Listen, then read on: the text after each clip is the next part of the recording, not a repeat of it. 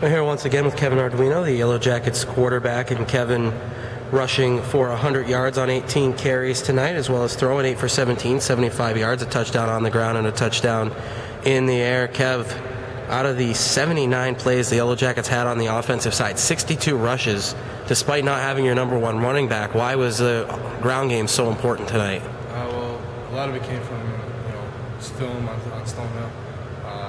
They're a big blitzer team, so we figured a lot of runs into the blitz, and it'll work. And that's what we did.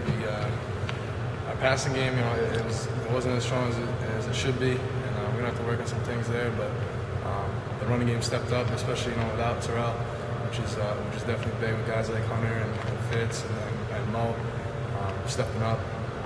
It's huge for us. But yeah, once again, we knew coming in we were going to be running the ball a lot, even without Terrell, because of Stonehill and how they line up and what they do to things.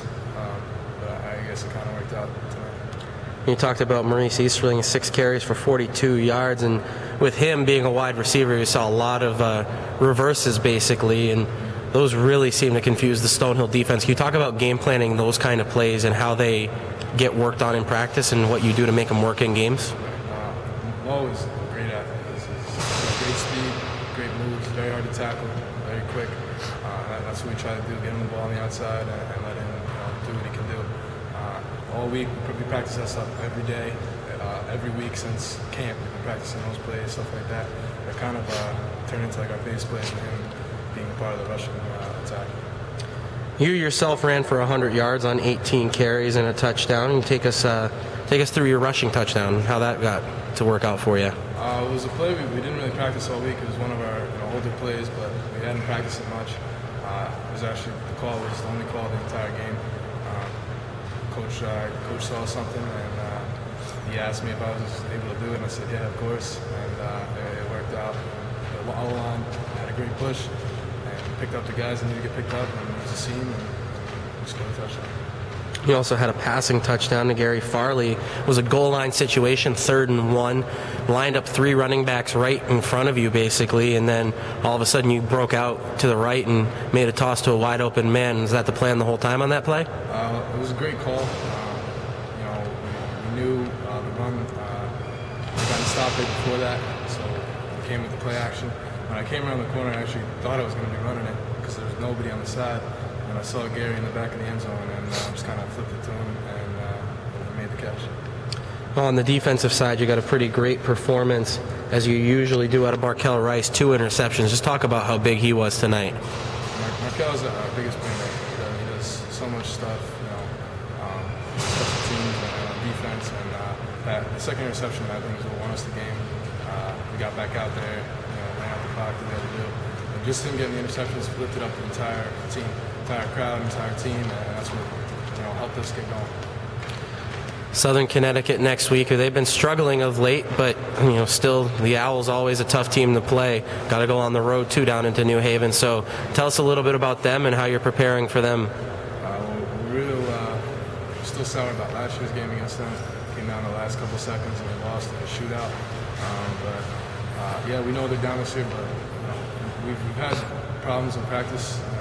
All week, not focusing and stuff like that. We need to come out, and that's why we come out so slow in the beginning of games, and we end up picking it up. But this week, I think, it's always tough. Southern's always tough. No matter what the record is, it's going to be a tough game. So we got to prepare ourselves and get ready for that. Yellow Jackets safety Markell Rice, 2 INTs tonight, and the Yellow Jackets 28-17 come from behind victory over the Stonehill Skyhawks. And Markell, just take us first through the 2 interceptions, how each of them happened. The first one was almost an accident. I broke on the ball, and the quarterback pumped. I stepped up a little, and he pretty much got me. But I had to catch up, make some ground, and quarterback underthrew the ball, and I just picked that one off. But that was pretty much an accident. We got the second one as well, late in the game in the 4th quarter. Really iced the game, it seemed like. Can you just take us through that play as well? The second one, I actually baited the quarterback. It may have been their 3rd quarterback, but I baited him a little. He thought he had man on the outside, and so he thought he had the number 1 receiver, open. I baited him a little, took it to the house. I didn't really take it to the house, but I wanted to.